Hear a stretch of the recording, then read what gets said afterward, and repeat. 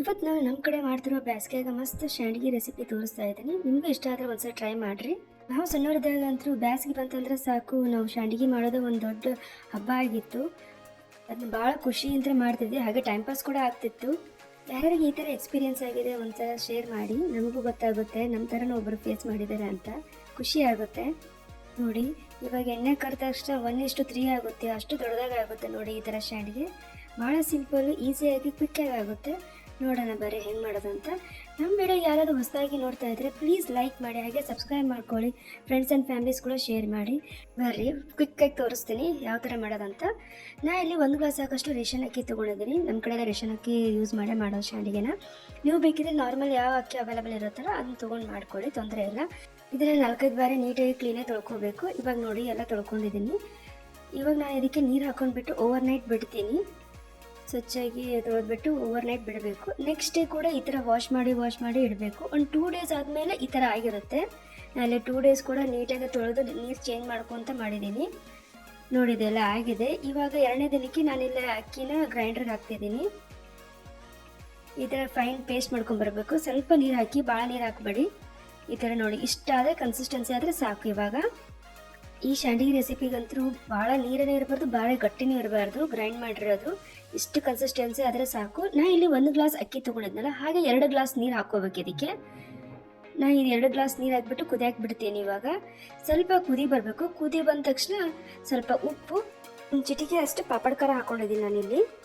ಖಾರ ಇಲ್ಲ ಅಂದರೆ ಒಂದು ಚಿಟಿಕೆ ಸೋಡಾ ಕೂಡ ಇದೆಲ್ಲ ಹಾಕಿ ಸ್ವಲ್ಪ ಕುದಿ ಬಂದಮೇಲೆ ನಾನು ಇಷ್ಟು ನೋಡಿ, ಇಷ್ಟು ಕುದಿ ಬಂದಿದೆ. ಇದಾದಮೇಲೆ ಗ್ರೈಂಡ್ ಮಾಡ್ಕೊಂಡಿದ್ನಲ್ಲ ಅಕ್ಕಿನ ಅದಕ್ಕೆ ಹಾಕ್ತಾ ಇದ್ದೀನಿ. ಹಾಕಿದ ಮೇಲೆ ಚೆನ್ನಾಗಿ ತಿರುಗಾಡಬೇಕು, ಕೈ ಮಾತ್ರ ಬಿಡಬಾರ್ದು, ಚೆನ್ನಾಗಿ ತಿರುಗಾಡ್ತಾನೆ ಇರಬೇಕು ಅದನ್ನ. ಇದಕ್ಕೆ ಮಿಕ್ಸಿ ಮಾಡಿದ್ನಲ್ಲ ಅದನ್ನು ಕೂಡ ನೀರು ಇದಕ್ಕೆ ಹಾಕ್ತಾ ಇದ್ದೀನಿ. ಸ್ವಲ್ಪ ಹಾಕ್ಕೊಳ್ಳಿ, ನೀರು ಭಾಳ ಹಾಕೋಬಾರ್ದು. ಇವಾಗ ನೀವು ಮಧ್ಯದಲ್ಲಿ ಏನಾದರೂ ನೀರು ನಿಮ್ಗೆ ಸ್ವಲ್ಪ ಕಮ್ಮಿ ಅನಿಸ್ತಾ ಆಯ್ತಂದರೆ ನೀವು ಒಂದು ಪಾತ್ರೆಯಲ್ಲಿ ಬಿಸಿ ಮಾಡ್ಕೊಂಡ್ಬಿಟ್ಟು ಆಮೇಲೆ ಹಾಕ್ಕೊಳ್ಳಿ. ತಣ್ಣೀರು ಮಾತ್ರ ಹಾಕಬೇಡಿ ಇದಕ್ಕೆ, ಇಲ್ಲ ಶಾಂಡ್ಗೆ ಚೆನ್ನಾಗಿ ಬರೋಲ್ಲ, ಅದಕ್ಕೋಸ್ಕರ ಹೇಳ್ತಿದ್ದೀನಿ. ನೋಡಿ, ಈ ಥರ ಚೆನ್ನಾಗಿ ಮುದ್ದೆ ಥರ ಮಾಡ್ಕೊತಿರ್ಬೇಕು. ನೀವು ರಾಗಿ ಮುದ್ದೆ ಬರುತ್ತಲ್ಲ ಆ ಥರ ಚೆನ್ನಾಗಿ ತಿರುಗ್ತಾನೇ ಇರಬೇಕು ಇದಕ್ಕೆ, ಇಲ್ಲಾಂದ್ರೆ ಹೊತ್ತೋಗ್ಬಿಡುತ್ತೆ. ಸಿಮ್ಮಲ್ಲಿಟ್ಟು ತಿರುಗ್ತಾನೇ ಇರಿ, ಕೈ ಬಿಡಬೇಡಿ. ಇದು ಮಾಡೋ ಪ್ರೊಸೀಜರು ಶಾಂಡ್ಗೆ ಮಾಡೋಕ್ಕೆ. ನೋಡಿ, ಈ ಥರ ಒಂಚೂರು ಗಂಟಿಲ್ದಂಗೆ ಚೆನ್ನಾಗಿ ಮುದ್ದೆ ಮಾಡ್ಕೋಬೇಕು. ಇದು ಪರ್ಫೆಕ್ಟ್ ಆಗಿದೆ. ಸ್ವಲ್ಪ ಸಿಮ್ಮಲ್ಲಿ ಬಿಟ್ಟು ನಾನಿಲ್ಲಿ ಲಿಡ್ ಕ್ಲೋಸ್ ಮಾಡಿದ್ದೀನಿ. ಸ್ವಲ್ಪ ಹೊತ್ತಾದಮೇಲೆ 1 ನಿಮಿಷ ಬಿಟ್ಬಿಟ್ಟು ಆಮೇಲೆ ಮತ್ತೆ ತಿರುಗಬೇಕು. ನೋಡಿ, ಇಷ್ಟ ಆಗಿದೆ. ಇವಾಗ ನಾನಿವಾಗ ಮತ್ತೆ ಸಿಮ್ಮಲ್ಲಿ ಇಡ್ತೀನಿ. ಇದನ್ನ ಯಾವಾಗಲೂ ಸಿಮ್ಮಲ್ಲಿ ಇಟ್ಬಿಟ್ಟೇ ಮಾಡಬೇಕು, ಹಾಗೆ ಜೋರಿಟ್ಟು ಮಾಡೋದಲ್ಲ ಇದು. ಸಿಮ್ಮಲ್ಲಿ ಇಟ್ಬಿಟ್ಟು ಚೆನ್ನಾಗಿ ಮುದ್ದೆ ಮಾಡ್ಕೋಬೇಕು. ನೋಡಿ, ಇವಾಗ ಸಿಮ್ಮಲ್ಲೇ ಇದೆ, ಮತ್ತೆ ಲಿಡ್ ಕ್ಲೋಸ್ ಮಾಡ್ತಾ ಇದ್ದೀನಿ. ನೀಟಾಗಿ ಉಮ್ಕೋಬೇಕು, ಅದಕ್ಕೋಸ್ಕರ. ನೋಡಿ, ಇವಾಗ ಎಲ್ಲ ಆಗಿದೆ. ಸೊ ಇವಾಗ ನಾನು ಲಿಡ್ ಕ್ಲೋಸ್ ಮಾಡಿಬಿಟ್ಟು ಸ್ಟವ್ ಆಫ್ ಮಾಡಿಬಿಟ್ಟಿದ್ದೀನಿ. ತಣ್ಣಗಾಗಕ್ಕೆ ಬಿಡಿ, ಆಮೇಲೆ ಮಾಡ್ಕೋಬೋದು. ಚಕ್ಲಿ ಸೇವುಗಳು ಮಾಡ್ತೀವಲ್ಲ ಅದನ್ನ ತೊಗೊಂಡ್ಬಿಟ್ಟು ಮಾಡಬೇಕು. ನಾ ಇಲ್ಲಿ ಚಕ್ಲಿ ಒಳ್ಳೆ ತೊಗೊಂಡ್ಬಿಟ್ಟು ಮಾಡ್ತಾ ಇದ್ದೀನಿ. ಇದನ್ನು ನೋಡಿ, ಇಷ್ಟೆಲ್ಲ ಆಗಿದೆ. ಇವಾಗ ಇದಕ್ಕೆ ಹಾಕೊಂಡ್ಬಿಟ್ಟು ಮಾಡೋದು. ಇವಾಗ ಇದಂತೂ 1 ವರ್ಷ ಗಂಟಲೆನೂ ಸ್ಟೋರ್ ಮಾಡ್ಬೋದು, ಬಟ್ ನೀಟಾಗಿ ಬಿಸಿಲಿಗೆ ಆರಿಸ್ಬೇಕು, ಅದೇ ಮೇನ್ ಇದ್ರೊಳಗೆ. ನೋಡಿ ಎಷ್ಟು ಚೆನ್ನಾಗಿ ಬರ್ತಾ ಇದೆ ನೋಡಿ, ತುಂಬ ಚೆನ್ನಾಗಿರುತ್ತೆ. ಅನ್ನ ಸಾರಿಗೆ ಇದು ಬೆಸ್ಟ್ ಕಾಂಬಿನೇಷನ್. ಇದು ಒಂದು ಜಾಸ್ತಿನೇ ಹೋಗುತ್ತೆ, ಅಷ್ಟು ಚೆನ್ನಾಗಿರುತ್ತೆ ಇದು. ಮತ್ತು ಹೋಳಿಗೆ ಸಾರಿಗಂತೂ ಭಾಳ ಚೆನ್ನಾಗಿರುತ್ತೆ ಈ ಶಾಂಡ್ಗೆ. ಒಂದ್ಸಲ ಟ್ರೈ ಮಾಡಿ ನೋಡಿರಿ, ಭಾಳ ಚೆನ್ನಾಗಿ ಬರುತ್ತೆ. ನೋಡಿ ಎಷ್ಟು ಈಸಿಯಾಗಿ ಬರ್ತಿದೆ ನೋಡಿ. ತೋರ್ಸಿದ ಮೆಜರ್ಮೆಂಟಿಂದ ಮಾಡಿದ್ರೆ ಕರೆಕ್ಟಾಗಿ ಬರುತ್ತೆ. ಒಂಚೂರು ಗಂಟೆ ಇಲ್ಲದೆ ಪರ್ಫೆಕ್ಟಾಗಿ ಬಂದಿದೆ ನೋಡಿ. ಇದನ್ನು ನೀವು ಒಂದು ಅರೌಂಡ್ 8 ಗಂಟೆಗೆ ಹಾಕ್ತಾ ಬಂದರೆ ಸಂಜೆ ಮುಂದೆ ಅಷ್ಟೊತ್ತಿಗೆ ಒಂದು ಸ್ವಲ್ಪ ತಿರುಗಿ ಹಾಕ್ಬೋದು, ಅಷ್ಟು ಚೆನ್ನಾಗಿ ಒಣಗಿರುತ್ತೆ ಆಲ್ರೆಡಿ ಅದು. ಇದನ್ನು ಸ್ವಲ್ಪ ಬಿಸಿಲಿಗೆ ಹಾಕಬೇಕು, ಮನೆ ಒಳಗೆ ಹಾಕಿದರೆ ಆಗಲ್ಲ. ಹಬ್ಬ ಹರಿದಿನ ಸ್ವಲ್ಪ ಜಾಸ್ತಿ ಮಾಡ್ತೀವಿ, ಕರೆದ್ಬಿಟ್ಟೆ ಮಾಡ್ಕೊತೀವಿ ನಾವು. ಹೋಳಿಗೆ ಸಾರಿಗೆ ಮತ್ತು ಆಮೇಲೆ ಅನ್ನ, ನಾರ್ಮಲ್ ನುಗ್ಗೆಕಾಯಿ ಸಾರಿಗೆ, ಅವಕ್ಕೆಲ್ಲ ಭಾಳ ಚೆನ್ನಾಗಿರುತ್ತೆ ಇದು ಶಾಂಡ್ಗೆ. ಟ್ರೈ ಮಾಡಿರಿ ಒಂದ್ಸರಿಗೆ. ನಮ್ಮ ಕಡೆ ಅಂತೂ ಬೇಸಿಗೆ ಬಂದರೆ ಶಾಂಡ್ಗೆನೇ ಸ್ವಲ್ಪ ಜಾಸ್ತಿ ಮಾಡೋದು. ತುಂಬ ಥರ ಶಾಂಡ್ಗೆ ರೆಸಿಪಿ ಮಾಡ್ತೀವಿ ನಾವು. ನೆಕ್ಸ್ಟ್ ಎಲ್ಲ ಹೊಸ ರೆಸಿಪಿ ಶಾಂಡ್ಗೆ ರೆಸಿಪಿ ಬರ್ತಾಯಿದೆ. ಯಾರು ಹೊಸದಾಗಿ ನೋಡ್ತಿದ್ರೆ ಸಬ್ಸ್ಕ್ರೈಬ್ ಮಾಡ್ಕೊಳ್ಳಿ, ನಮಗೂ ಖುಷಿ ಆಗುತ್ತೆ ಮಾಡಿ ಹೊಸ ರೆಸಿಪಿ ಮಾಡಿ ತೋರ್ಸೋಕ್ಕೆ. ನೋಡಿ, ಇದು ಸೇವ್ ಶಾಂಡ್ಗೆ ಅಂತಾರೆ.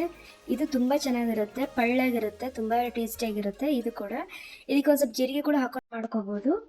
ನೋಡಿ ಎಷ್ಟು ಚೆನ್ನಾಗಿ ಶಾವಿಗೆ ಥರ ಬರ್ತಾ ಇದೆ ನೋಡಿ, ತುಂಬ ಚೆನ್ನಾಗಿರುತ್ತೆ. ಇದು ಕೂಡ ಮಕ್ಕಳಿಗೆಲ್ಲ ಭಾಳ ಇಷ್ಟ ಆಗುತ್ತೆ. ಎಷ್ಟು ಈಸಿಯಾಗಿ ಮಾಡ್ಬೋದು ಅಂತ ನೋಡಿದ್ರಲ್ಲಿ ಭಾಳ ಚೆನ್ನಾಗಿ ಬರುತ್ತೆ. ನೋಡಿ, ಇವಾಗ ಕಂಪ್ಲೀಟ್ ಆಗಿದೆ. ಇಲ್ಲಿ ಅರೌಂಡು ಒಂದು 60ರಿಂದ 70 ಶಾಂಡ್ಗೆ ಆಗಿದ್ದಾವೆ. ನೋಡಿ ಎಷ್ಟು ಚೆನ್ನಾಗಿದೆ ಅಂತ. ಇದು ನಾವು ಬಿಸಿಲಿಗೆ ಒಣಗಿಸಿದ ಮೇಲೆ ವರ್ಷಗಟ್ಟಲೆ ಇಡ್ತೀವಿ. ಹಬ್ಬ ಹರಿದಿನ ಬೇಕಂದ್ರೆ ಕರ್ಕೊಂಡು ತಿಂತೀವಿ ನಾವು. ಇದನ್ನ ನೀವು ಟ್ರೈ ಮಾಡಿರಿ ಒಂದ್ಸರಿಗೆ, ನೋಡಿರಿ ಎಷ್ಟು ಸಿಂಪಲ್ಲಾಗಿ ಮಾಡೋದಂತ ಗೊತ್ತಾಯ್ತಲ್ಲ. ಇದನ್ನು 2 to 3 ಡೇಸ್ ಬೇಕಿದೆ ಒಣಗಕ್ಕೆ ಬಿಸಿಲಿಗೆ.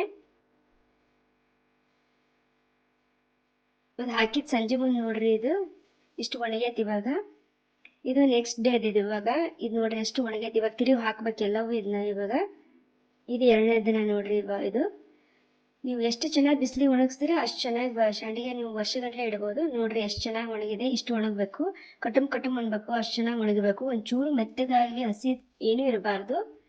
ಇವಾಗ ಬರ್ರಿ ನೋಡೋಣ ಎಣ್ಣೆಗೆ ಕರೆದ್ಬಿಟ್ಟು ಎಷ್ಟು ಚೆನ್ನಾಗಿ ಪಳ್ಳಾಗಿ ಅರಳ್ತಾವಂತ. ನಾ ಇಲ್ಲಿ ಎಣ್ಣೆ ಚೆನ್ನಾಗಿ ಕಾಸ್ಕೊಂಡಿದ್ದೀನಿ. ಕಾಸ್ಕೊಂಡ್ಬಿಟ್ಟು ಸಂಡಿಗೆ ಹಾಕೊತಾ ಇದ್ದೀನಿ. 1-2 ಅಷ್ಟೇ ಹಾಕ್ಕೊಳ್ಳಿ, ಭಾಳ ಹಾಕ್ಕೋಬೇಡಿ. ಇದು ಎರಳ್ತವೆ ಇವು. ಒಂದು ಇದಿಷ್ಟು 3 ಪಟ್ಟಷ್ಟು ಆಗೋಷ್ಟು ದೊಡ್ಡವಾಗ್ತವೆ. ಸೊ ಅದಕ್ಕಾಗಿ ನೀವು 1-2 ಮಾತ್ರ ಹಾಕ್ಕೊಳ್ಳಿ. ಅಗಲನ್ ಪ್ಯಾನ್ ಇದ್ರೆ ಹಾಕೋಬೋದು. ನೋಡಿ ಎಷ್ಟು ಚೆನ್ನಾಗಿ ಬಂದಿದೆ ಅಂತ. ನೋಡಿ ಸಂಡಿಗೆ ಎಷ್ಟು 3 ಪಟ್ಟು ಅರಳಿದೆ ಇದರೊಳಗೆ. ನೋಡಿ ತುಂಬ ಚೆನ್ನಾಗಿ ಬರುತ್ತೆ ಇದು. ನೋಡಿ ಎಷ್ಟು ಕ್ರಿಸ್ಪಿ ಆಗಿದೆ ಅಂತ ತೋರಿಸ್ತಾ ಇದ್ದೀನಿ. ನೋಡಿ ಎಷ್ಟು ಕ್ರಿಸ್ಪಿ ಬಂದಿದೆ ಅಂತ.